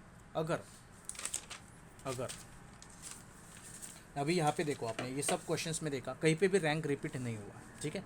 यहाँ पे भी आपने 1 2 3 4 5 रैंकिंग दे दिया, वो रिपीट नहीं हुआ है। यहाँ पे रैंकिंग कैसे दिया, जब सबसे ज़्यादा मार्क्स है उसको 1, तो ए को सेपरेट रैंक दिया, बी को सेपरेट रैंक दिया, ठीक है। लेकिन कभी कभी ऐसा भी पॉसिबल है कि दो दो लोगों को सेम मार्क्स दें, तो रैंक रिपीट हो सकता है। क्या हो सकता है, रैंक रिपीट हो सकता है।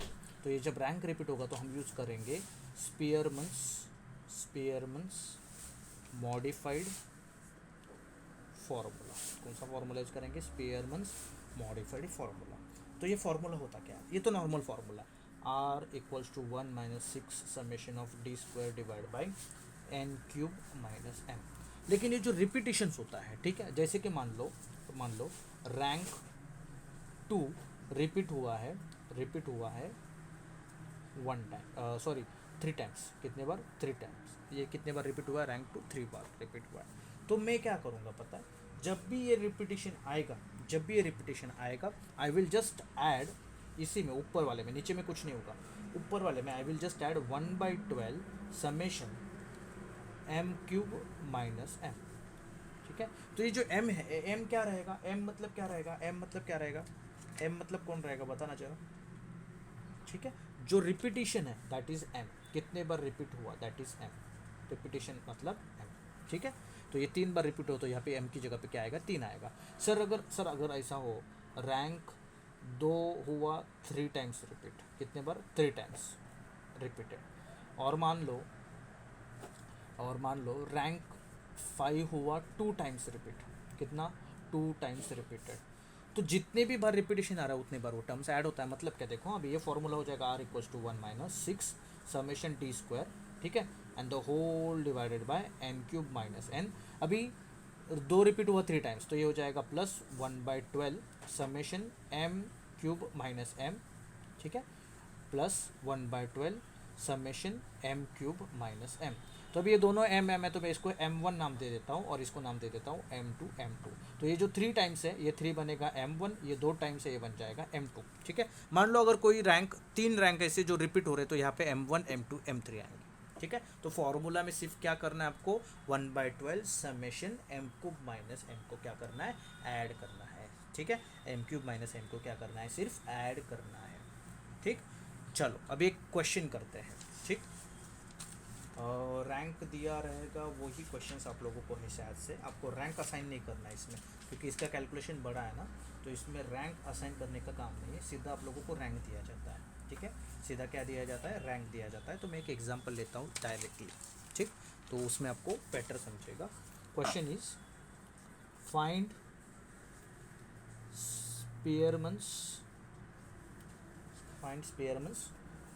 कोएफिशिएंट ऑफ कोरिलेशन, ठीक है। Spearman's coefficient of correlation find out करना है। डेटा दिया है, रैंक 1 दिया है, रैंक 2 है। यहाँ पे आपको असाइनमेंट का काम नहीं है, सिर्फ आपको रैंक दिया जाता है। तो रैंक 1 दिया है 6 4 1 3 4 2। रैंक 2 दिया है 4 1 6 5 1 3। ठीक है, ये आपको रैंक दे दिया। अभी ये जो रैंक है ना, ये मुझे जो रिपीटिशंस है इनको मुझे चेंज करना पड़ेगा। क्या करना पड़ेगा?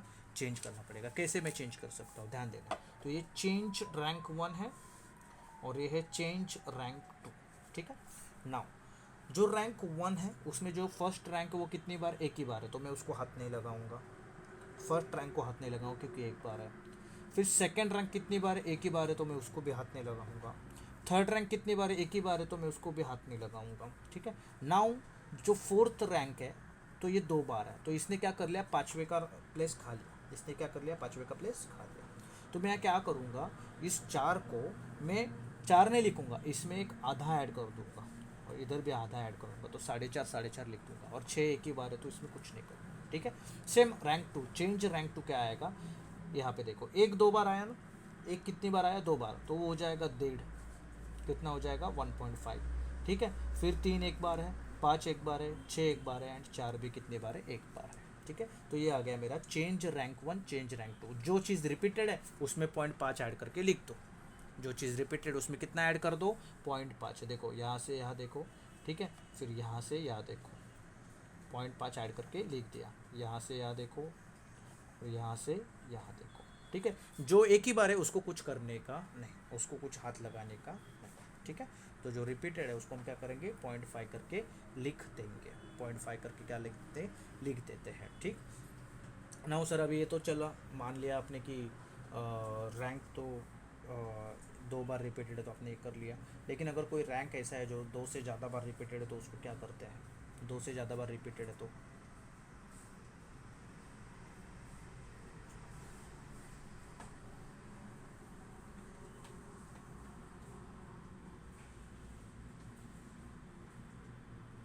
2 से ज़्यादा बार रिपीटेड है तो क्या करेंगे? तो 2 से ज़्यादा बार अगर रिपीटेड है तो आप उसको 2 से ज़्यादा बार रिपीटेड है तो 3 बार रिपीटेड है, तो जो रैंक रिपीटेड उसको 3 लिख दो। 2 से ज़्यादा बार रिपीटेड है, अगर 3 रैंक रिपीटेड है तो उसको क्या कर दो? 3 लिख दो। ठीक है। लेकिन आपको ऐसा क्वेश्चन एग्जाम में आने वाला नहीं है, ना तो आपके सिलेबस में है। आपको जो मैं पढ़ा रहा हूँ 2 बार रिपीटिशन वाले ही क्वेश्चन है। ठीक है। तो वो थोड़ा हायर लेवल पे जाता है। तो ये आ गया आपको R1 चेंज हो गया CR1 में, R2 चेंज हो गया CR2 में। अभी आप डिफरेंस R1 R2 का नहीं करोगे, ये तो अभी काम खत्म हो गया। अभी CR1 CR2 का डिफरेंस निकालेंगे। तो D बन जाएगा CR1 माइनस CR2। ये आ गया आपका D। कितना आएगा? 6 minus 4 2, 4.5 minus 1.5 3, 1 minus 6 minus 5, 3 minus 5 minus 2, 4.5 minus 1.5 3, 2 minus 3 1 minus 1, sorry. ठीक है। इनको भी ऐड करो तो समेशन क्या आना चाहिए? 0 आना चाहिए। -5 -2 -1 -8, 3 और 3 6 और 2 8, तो ये 0 हो रहा है। फिर हम निकालेंगे D², 2 का स्क्वायर 4, 3 का 9, 5 का 25, माइनस रहेगा तो भी प्लस आएगा, -2 का 4, 3 का 9, 1 का 1। इसका एडिशन आएगा, समेशन ऑफ D² हो जाएगा 52। ठीक है। नाउ यहाँ पे एक चीज़ के ऊपर ध्यान देना, सिंस इन R1 कौन सा रैंक रिपीट हुआ? 4। रैंक 4 रिपीटेड कितनी बार? Repeated 2 times.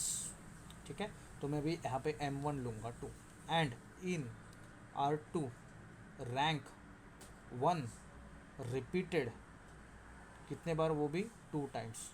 तो मैं M2 का वैल्यू कितना ले रहा हूँ? 2 ले रहा हूँ। M2 का वैल्यू कितना ले रहा हूँ? 2 ले रहा हूँ। ठीक है। तो 2 रैंक है, 2 भी 9 के दोनों कितने बार रिपीट हुए? 2 बार रिपीट हुए, तो मैं उनको क्या ले रहा हूँ? 2 ले रहा हूँ। ठीक है। ना यहाँ पे n का वैल्यू कितना रहेगा? n 1 2 3 4 5 6, तो टोटल 6 लोग हैं, तो n का वैल्यू 6। तो मेरा जो मॉडिफाइड रैंक कोएफिशिएंट का फॉर्मूला आएगा 1 माइनस समेशन D²। ठीक है।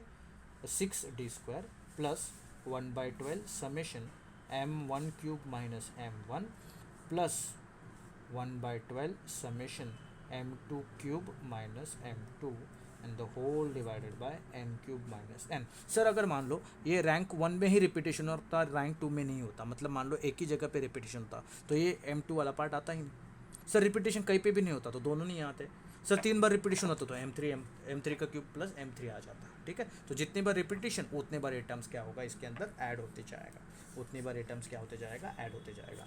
Now I will put the values 1 minus 6 into summation D square कितना है 52 प्लस 1/12 समेशन, ठीक है। समेशन, अब यहाँ पे समेशन का यूज़ नहीं है तो मैं सीधा m का वैल्यू लिखता हूँ, m1 का क्यूब दैट इज़ 2 का cube minus 2 plus 1/12 in bracket, यहाँ पे भी m2 मतलब 2 का क्यूब माइनस 2, ठीक है। तो समेशन का यूज़ क्यों नहीं, क्योंकि यहाँ पे आप लोग हर एक चीज़ को यूज़ कर रहे हो, ठीक है। तो यहाँ पे समेशन नहीं लिखोगे तो भी चलेगा, क्योंकि आपने स्पेसिफाई कर दिया m1 एंड m2 को। तो होल डिवाइड बाय n का वैल्यू कितना है 6 क्यूब माइनस 6, तो ये हो जाएगा 1 माइनस 6 2 ज़ा 12 कैरी 6 5 30 प्लस 1 312, राइट।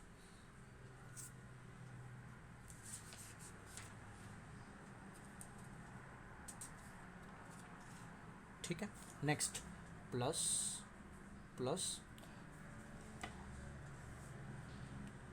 1/12 इंटू 2 का क्यूब होगा 8 माइनस 2 प्लस 1/12 इंटू 8 माइनस 2, तो होल डिवाइड बाय 6 का क्यूब होता है 216 माइनस 6, 216 माइनस 6, ठीक है। नाउ आपको इस कोई भी फॉर्मूले का प्रूफ एग्जाम में नहीं है, ठीक। नाउ यहाँ पे एक चीज़ याद रखना, ये जो 6 है ना 6, ये आपके पूरे को मल्टीप्लाई करेगा, ये 6 किसको मल्टीप्लाई करेगा, पूरे को।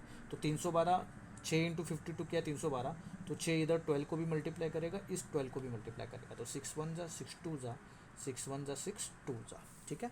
Now 312 1 minus 312 plus 1/2 8 minus 2 6 plus 1/2 8 minus 2 6 divided by, देखो 6 से डिवाइड हो जाएगा 6 1 ज़ा 6 2 ज़ा, 8 में से 2 जाएगा 6, 8 में से 2 जाएगा 6 और डिवाइड बाय 2, नीचे क्या आ जाएगा 216 माइनस कितना था 6 था, 216 माइनस 6 जो कि कितना बनेगा आप लोगों का 216 माइनस 6 210 कितना बनेगा 210, कैंसिल आउट हो जाएगा 2 1 ज़ा 2 3 ज़ा 2 1 ज़ा 2 3 ज़ा, तो ये हो जाएगा 1 माइनस 312 प्लस 3 अपॉन 210, तो ये हो जाएगा 1 माइनस 312 में 6 ऐड हो जाएगा 318 अपॉन 210, ठीक है। नाउ 318 अपॉन 210 कितना बनेगा, ये बन जाएगा 1 माइनस 1.51428, ठीक है। अगर मैं इसको सब्ट्रैक्ट कर दूँ 1 से, ठीक, तो ये मुझे आंसर देगा 0.51428, तो माइनस है क्योंकि बड़ा साइन माइनस के पास बड़े वाले के पास माइनस साइन है, तो इसको मैं अप्रोक्सीमेटली माइनस 0.5143 लिख सकता हूँ 4 डिजिट तक, तो ये आ गया मेरा आर, ये क्या आ गया मेरा आर आ गया, ठीक है। तो यहाँ पे सबसे ज़्यादा इंपॉर्टेंट कंसेप्ट क्या है, ये जो 6 है इस पूरे को मल्टीप्लाई करेगा, दूसरा जितनी बार रिपीटेशन होगा उतनी बार 1/12 m³ माइनस m वाला टर्म क्या होते जाएगा, ऐड होते जाएगा, उतनी बार वो टर्म क्या होते जाएगा, ऐड होते जाएगा। ये सबसे ज़्यादा इम्पॉर्टेंट पार्ट है, ठीक है, ये सबसे ज़्यादा इम्पॉर्टेंट पार्ट है, ठीक। तो इन चीज़ों के ऊपर आपको ध्यान देना है। नाउ मैं आप लोगों को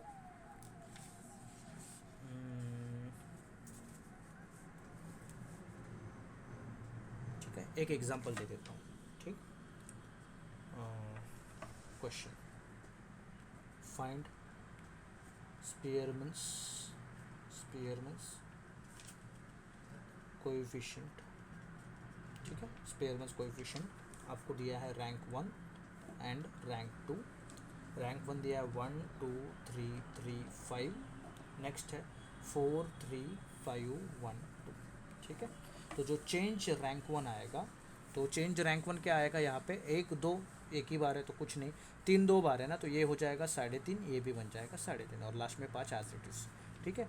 नाउ रैंक 2 को कुछ नहीं करना उसको एज इट इज़, क्योंकि उसमें कोई रिपीटेशन 4 3 5 1 2, ठीक। तो यहाँ पे m का वैल्यू क्या आएगा पता है, 2 बार रिपीट हुआ है, कौन रैंक 3, कितने बार रिपीट हुआ है रैंक 3 2 बार, तो m का वैल्यू 2 आएगा। और ये जो फॉर्मूला है इसमें सेकंड पार्ट नहीं आएगा, सिर्फ ये 2 आएंगे, ठीक है। और दोनों को 6 क्या करेगा अंदर जाके मल्टीप्लाइड, ठीक। इतना ही इसके अंदर आपको करना पड़ेगा।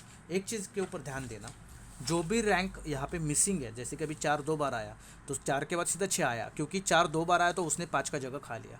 एक यहाँ पे 2 बार आया, ठीक है, तो उसने क्या कर लिया, 2 का जगह खा लिया, इसके लिए भी इसमें 2 नहीं दिख रहा है, इसके लिए इसमें क्या नहीं दिख रहा है, 2 नहीं दिख रहा है। तो हम क्या करते हैं, दोनों का एवरेज निकालते हैं। जैसे कि इसको 4.5 क्यों किया, तो मैंने बताया 0.5 ऐड करो, 0.5 ऐड करो, क्योंकि 2 बार आया, ठीक है। नाउ यहाँ पे भी क्या 3 बार 2 बार आया, ठीक है, तो 1 2 3 4 आना चाहिए था, लेकिन कौन आया, 3 आया, तो मतलब 3 रिपीट हुआ, उसने 4 का जगह खा लिया, बाद में सीधा कौन आ गया, 5। तो हम 3 की जगह क्या करते हैं, 0.5 ऐड करके 3.5 कर देते हैं, ठीक। तो ये क्वेश्चन आप लोगों को घर पे सॉल्व करना है, मैं इसका PDF बना के आप लोगों को सेंड कर दूंगा। बस इतना ही वैरायटी आप लोगों के एग्ज़ाम सिलेबस में है, इतने ही क्वेश्चंस हैं, ठीक है। इससे ज़्यादा ये चैप्टर में कुछ भी नहीं है, ना थ्योरी है ना क्वेश्चंस है, ठीक। तो समझा होगा तो यस, नहीं समझा तो नो। एज आई प्लान 1.5 घंटे का लेक्चर होगा, लेकिन आप लोग ज्वाइन करते करते 3:15 बज गए, इसके लिए फिर नो 4:45 तक पहुंच गए, अदरवाइज़ अपना 4:30 बजे ही ख़त्म हो जाता, ठीक है। तो अभी सिर्फ